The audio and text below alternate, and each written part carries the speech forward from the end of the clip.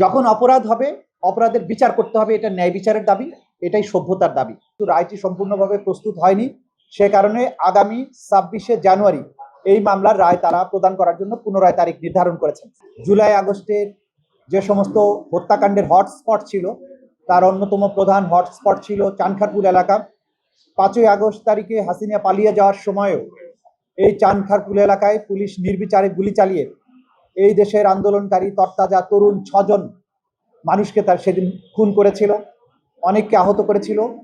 চানখারপুল হত্যাকাণ্ডের এই বিচার দীর্ঘদিন এই ট্রাইব্যুনালে চলেছে এবং সাক্ষ্য প্রমাণ আনতে উভয় পক্ষের যুক্তিতর্ক শেষ হয়ে আজকে এই মামলার রায়ের জন্য দিন ধার্য ছিল, কিন্তু মাননীয় বিচারকগণ তাদের প্রস্তুতির অভাবের জন্য রায়টি সম্পূর্ণভাবে প্রস্তুত না হওয়ার কারণে আজকে আদালতে উঠে তারা জানিয়েছেন যেহেতু রায়টি সম্পূর্ণভাবে প্রস্তুত হয়নি, সে কারণে আগামী 26শে জানুয়ারি এই মামলার রায় তারা প্রদান করার জন্য পুনরায় তারিখ নির্ধারণ করেছেন। আমাদের পক্ষ থেকে প্রসিকিউশন আমরা সবাই প্রস্তুত ছিলাম, কিন্তু আদালতের পক্ষে রায় প্রস্তুত করার যে সুযোগ বা সময় তাদের এই সময় লাগতেই পারে, তাদের পক্ষে এটাকে রেডি করার জন্য যতটুকু সময় প্রয়োজন তারা সেটা নিতে পারেন, সে কারণে তারা সময়টা নিয়েছেন।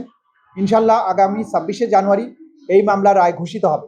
কিন্তু আমরা প্রসিকিউশনের পক্ষ থেকে আপনাদের মাধ্যমে দেশবাসীর কাছে যে বার্তাটা দিতে চাই সেটা হচ্ছে, জুলাই আগস্টে যেভাবে বাংলাদেশে মানবতা বিরোধী অপরাধ সংগঠন করা হয়েছে, যারা ক্ষমতায় টিকে থাকার জন্য দানবের ভূমিকায় অবতীর্ণ হয়েছিলেন, যারা নির্বিচারে এই দেশের নিরস্ত্র নিরীহ তরুণ যুবক এবং শিশুদেরকে হত্যা করেছে, এই হত্যাকাণ্ড করে যে পার পাওয়া যাবে না সেই বার্তাটি আমরা আপনাদের মাধ্যমে জাতির কাছে দিতে চাই।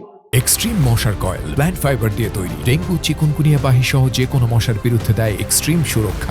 এই সরকার, অন্তর্বর্তী সরকার বিপ্লবোত্তর পরিবেশে দায়িত্ব নেওয়ার পরে অঙ্গীকার করেছিলেন জুলাই আগস্টে যত মানবতা বিরোধী অপরাধ হয়েছে তার সঠিক এবং সুষ্ঠু বিচার তারা নিশ্চিত করবেন। সরকারের এই অঙ্গীকার বাস্তবায়নের প্রতিফলন হচ্ছে এই ট্রাইব্যুনাল এবং এই বিচার, সেটা সমাপ্ত হয়েছে, রায়ের পর্যায়ে আছে, রায় হবে এবং ন্যায় বিচার নিশ্চিত করা হবে। সুতরাং ভবিষ্যতে ক্ষমতায় টিকে থাকার জন্য রাষ্ট্রের যন্ত্রকে ব্যবহার করে সিভিলিয়ানদের উপরে, নাগরিকদের বুকে গুলি চালানোর দুঃসাহস ভবিষ্যতে কোনো শাসক বা স্বৈর শাসক কখনো যাতে না দেখায়, এই বিচারগুলো হবে তার দৃষ্টান্ত। আজকে এখানে শহীদ পরিবারের সদস্যরা উপস্থিত আছেন, তারা প্রতিনিয়ত বিচার দেখার জন্য অপেক্ষা করেন। আমরা হয়তো একটা নিউজ জানার জন্য বাসায় ফেরত যাব, কিন্তু এই শহীদের স্বজনেরা তারা এক বুক হাহাকার এবং হতাশা নিয়ে সবসময় প্রতিদিন বাসায় ফেরেন, শূন্যতা নিয়ে বাসায় ফেরেন। এই শূন্যতার একটা অন্তত উপশম হবে যেদিন এই অপরাধীদের একটা ন্যূনতম বিচার এই জাতি দেখতে পাবে। ইনশাল্লাহ সেটার দ্বার প্রান্তে আমরা আছি। 26শে জানুয়ারি এই রায়টা ঘোষিত হবে। 26শে জানুয়ারি সেই রায় আপনাদের প্রত্যাশা কি? আমরা বলেছি আমাদের আর্গুমেন্টের মাধ্যমে উপস্থাপিত সাক্ষ্য প্রমাণ, অন্যান্য যাবতীয় এভিডেন্স, লাইভ উইটনেস সবকিছু মিলিয়ে আমরা অকাট্যভাবে এই আসামিদের বিরুদ্ধে অভিযোগগুলো প্রমাণ করতে সক্ষম হয়েছি। ইনশাল্লাহ এই অপরাধীদের সর্বোচ্চ সাজা নিশ্চিত হবে বলে আমরা দৃঢ়ভাবে আশাবাদী।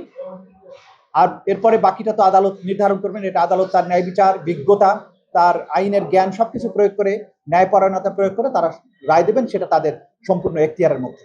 আমরা খুঁজি অপরাধ এবং অপরাধী, পেছনে কারা আছেন, কি প্রভাব হবে সেটা তো দেখব না।